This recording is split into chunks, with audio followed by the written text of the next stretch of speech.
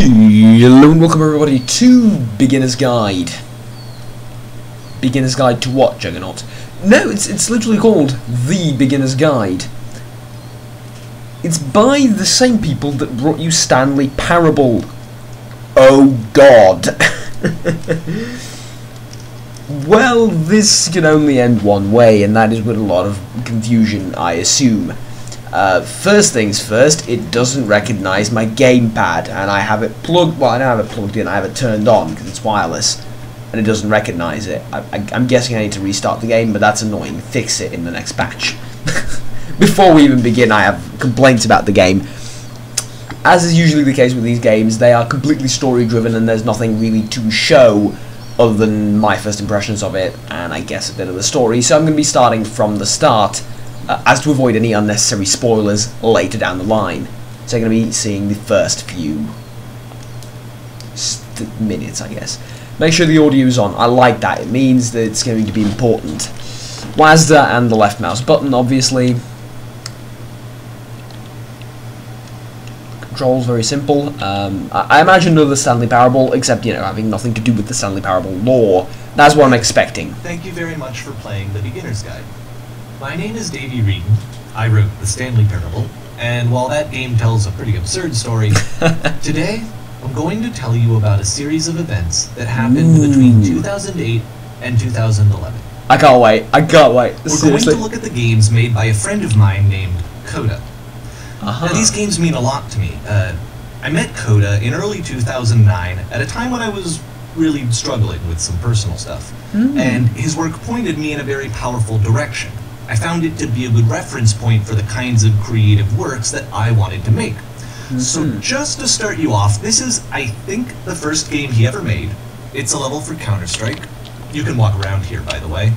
And mostly it's just Coda learning the basics of building a 3D environment. Okay. And what I like is that even though he starts from the simple aesthetic of a desert town, he then scatters these colorful abstract blobs and impossible floating crates around the level. And of course, it destroys the illusion that this actually is a desert town, and instead this level becomes a kind of calling card from its creator. It's like a reminder that this video game was constructed by a real person. And it kind of makes you wonder, what was going through his head as he was building this? Okay. This is what I like about all of Coda's games. I mean, not that they're all fascinating as games, but that they are all going to give us access to their creator. I want us to see past the games themselves.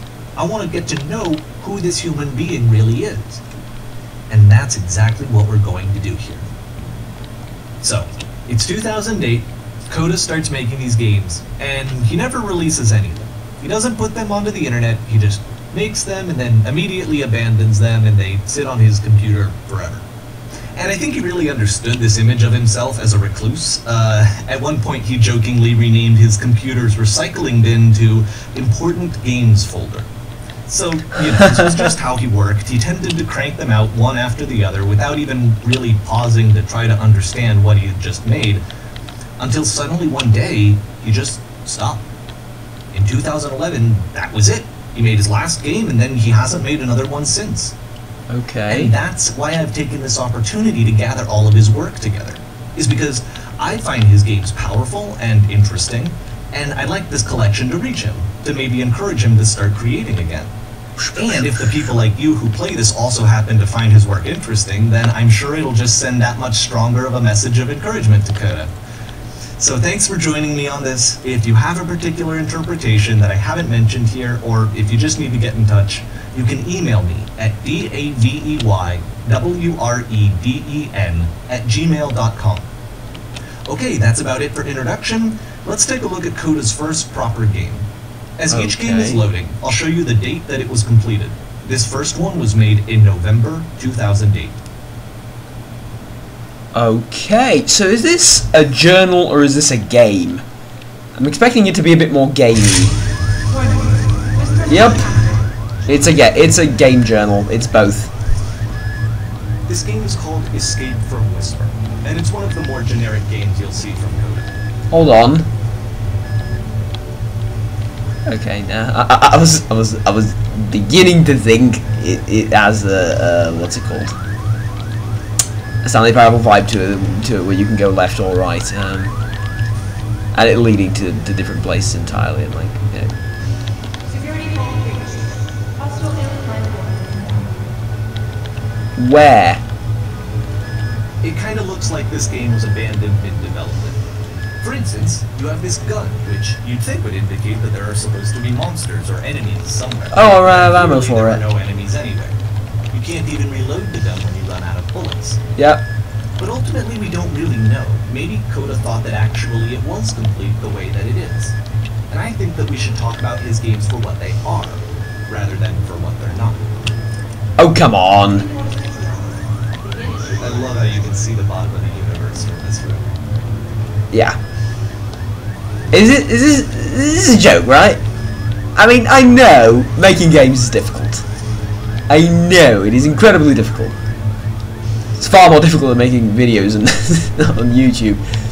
But seriously, oh, I know it. Apparently, the space station has a labyrinth on it.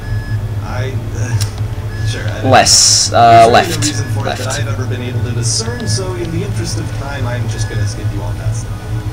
Oh, thank you. Thank you. Okay, this is the part that's interesting. The game has this narrative about the whisper machine and how it has to be turned off, and then you get to the engine room. Hey, you there, in the engine room. You could save us all. That beam is powering the whisper machine. You could disrupt him by introducing a great enough countermeasure. If your body could stop the beam. It's so much to ask, but for all of our lives, would you do it? Could you give yourself?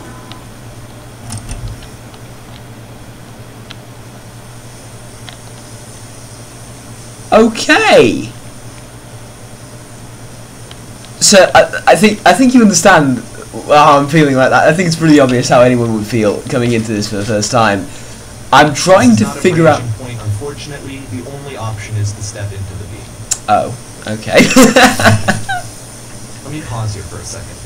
Thank What you. just experienced, stepping into the beam and then dying, is probably what Coda had initially intended when he was developing this level.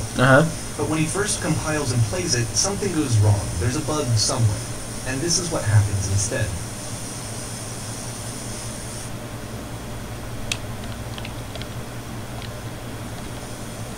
Okay. Okay. No, it's not that much of a complicated labyrinth, to be honest. You to start floating. And this is an important moment for him. Because yes, this is technically a glitch, but Coda identifies something human about it.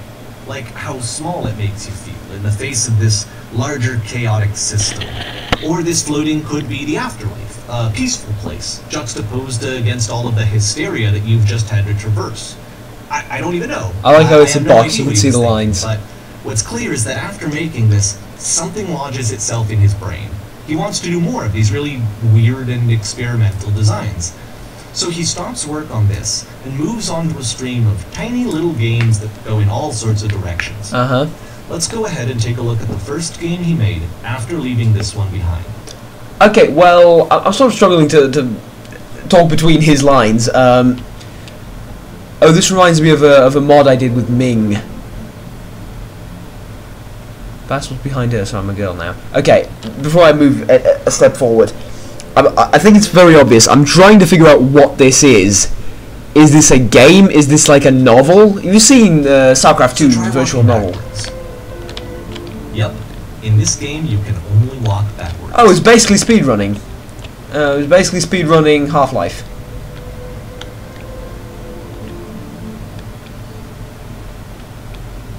Basically, this is...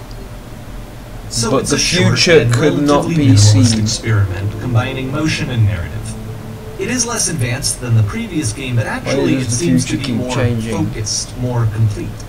Code is trying to give it a unique voice rather than simply basing it on a pre-existing trope. Becomes clearer when she stops and looks. Okay. But the future is always behind her. Aha! Okay. How will she find the strength to continue to confront it? Oh It's a god. short little thought, it says what it wants to say, and then it ends. Didn't need anything more than that. Which to me is why it works, because it gets out quick. Okay, next one. Okay. Oh, this is a horror game, isn't it?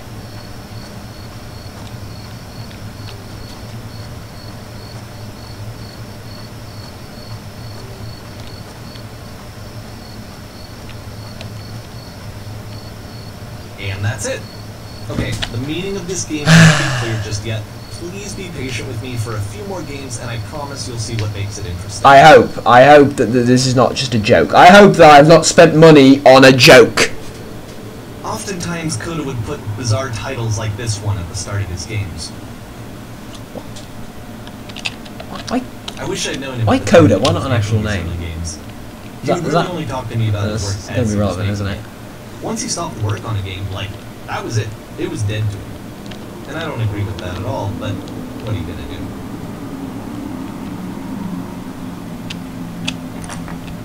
Once you've been slowed to an absolute crawl, the door at the top of the stairs opens. So why, if Coda's not showing these games to anyone, why bother opening the door at all? Well, to show you, I'm modifying the game here so that when you press enter, it'll bring you back up to full speed so you can enter the door for yourself.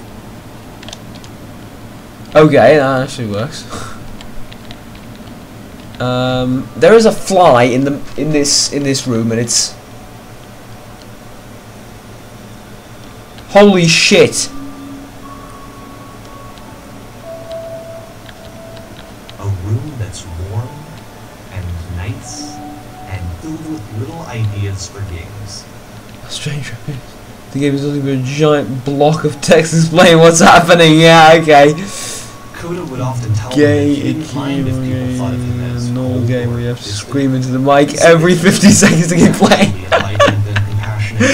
Oh, I know someone that's gonna have a blast with this game. It can be a very slow climb to get there. Oh, okay. See, I like literature. I like literature. I like ideas like this. I like Chekhov. I like Shakespeare and people like that. And Edgar Allan Poe especially. And yeah, but I hope we get to a more gamey bit rather than this. I'm not expecting a first-person shooter or a segment or whatever, you know, but I'm expecting more along the lines of Stanley Parable, an adventure, rather than just going through a game, listening to him talk, and that's it. Because it's not really a... Well, this is new. It's not really a game. It's an actual puzzle.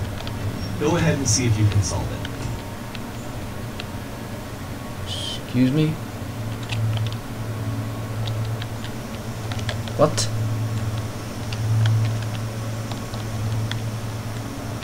Oh.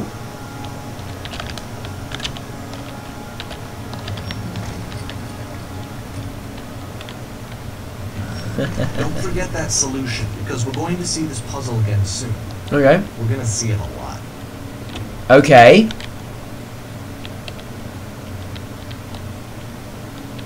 You're not just gonna flat out lie to me, are So you? that seems to be it, right? You walk down a corridor, you solve the puzzle, you get to the end. Simple enough. Alright, now I'm going to modify the game again, so that when you press enter, it'll remove all of the walls from this room. Holy shit! Okay.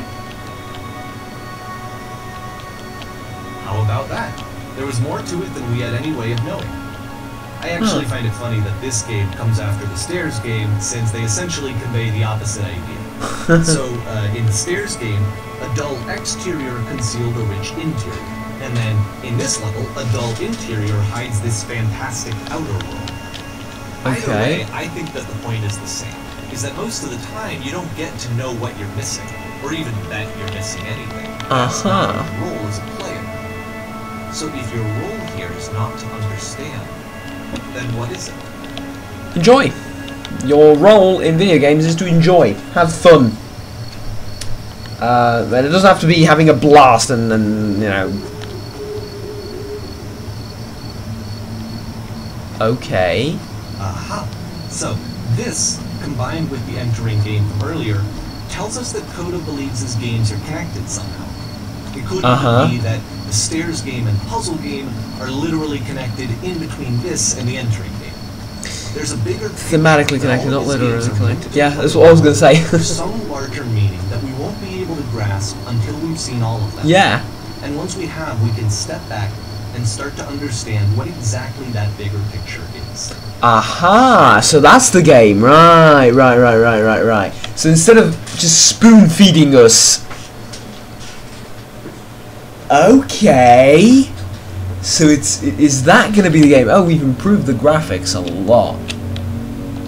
I like that. Well, actually not that Let's much. talk about video game development for a second. Every video game runs on what's called an engine. Yes, which obviously. determines what the game can and cannot do. Obviously. So in other words, the engine is a set of tools for game development. That's my gamepad, sorry. It just turned itself off. To make all of these games, Coda is using an engine called Source. Yes. Like all engines, Source has certain things that it does well, and it has certain things that it does poorly. One of the things that it does very well is boxy linear corridors. That's why so many of Coda's games are set in these large, flat, empty rooms, is just because he's working with what the engine does well. Mm-hmm. Obviously. So this is going to explain to us... Shape what kinds of creative work they're going to end up making. You might consider paying attention to the architecture in Coda's games, to notice how they seem to stem from an engine that's very good at producing linear, boxy corridors. So I'm going to stop here and comment for a second. So this is basically going to explain to us the development process, but not the technical side of it, but like the creative mindset and mind of a person that's making video games, and is going to have like a deeper story at the end of it, where you're going to, I'm guessing, you can skip levels? Let's look at the option screen here for a second. It has MSAA, which I'm just astonished. I'm astonished by that. But yeah, okay. Oops, sorry, I just hit my microphone. Intriguing, and it seems to have this sort of overarching plot to it as well. Like, I mean, I don't mean there's just like a story where you just literally go through it, but there's depth here. There's depth that we can't see yet, but we will be able to see, I hope.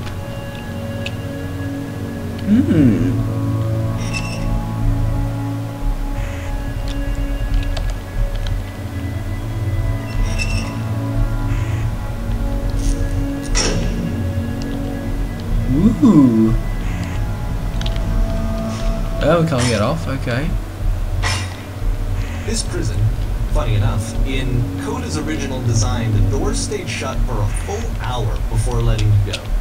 If you don't mind, I think we're gonna skip it. Thank you. Thank you, I appreciate it. Argue about a lot. You know, whether a game ought to actually be playable, whether it means anything if no one can get through it. And I would always defend that, you know, all this work goes into the game, why not make it playable and accessible? And so we just got into heated arguments over it, and there was one time that after one of these conversations, he went home, and a day or two later, he sent me a zip file entitled Playable Games that was full of hundreds of individual games, each of which was just an empty box that you walked around in, and nothing else. Believe me, I played every single one of those just to find out if there was like a gag hidden somewhere. There wasn't. Okay, I need to kill this fly, I swear to God. Sorry. Okay. Well, I'm going to stop here, and it's going to annoy someone I know. So let me get right at this step. I'm going to stop here, I'm going to make you go and buy this game. If you're intrigued what's going to happen, I'm most intrigued by this. Skip this level. I'm intrigued by this option. So we can skip these things and get to the end. And if we go over to the main menu, which I'm going to do right now, you can select each chapter. But there's only 7. You can't go down. Like, you've seen 7. You don't, no more. That's it. You've seen 7. You need to actually physically go through them all, I guess. then I imagine what I think. Okay, this is as a first impressions, because how do you do first impressions of this game? Explain to me. Do I criticize its art style? Do I criticize the graphics and gameplay? No. No. This is not that kind of game. If you're looking for that kind of game within this, you should probably leave. It's more along the lines of, again, Stanley Parable. Except that it isn't. Like, it totally isn't. It's a completely different approach to such a game, but I guess we can put it in that sort of genre. It isn't really a genre, but that sort of type of game. You know what I mean. You understand me. That's probably that's the most important thing of all. But here's the thing, right? I imagine that when we get to the end of each chapter, starting from the first one, or maybe even the second one, the intro or the first chapter, is going to make a lot of sense. Because I think that this is all... You need to have a particular mindset while going into this. It is not just listening to his voice and going through the game. This is, I believe, trying to work your way through mostly metaphors. And for someone that loves literacy, and for someone that, like, you know, loves that type of stuff, going through, like, symbols and metaphors and everything artistic in a game, I think people like that will love this game, and well, I love it, so there you go. Thank you very much for watching my first confused impressions of The Beginner's Guide. Also the title, The Beginner's Guide. To what? Making games? Maybe. It is essentially well, not 2 gigabytes, well, I don't know what the game size is, but it's a gigabyte and something of mystery. It is it is an adventure that I feel like I should complete. And you know what? I probably will. My name has been Juggernaut. Thank you very much for watching. Please remember to like, subscribe down below if you enjoyed the video. And until next time, take care. Bye-bye. I'm confused by this game. I am confused, but in a positive way. I think it's a great adventure. And a fascinating story. That's it. Bye.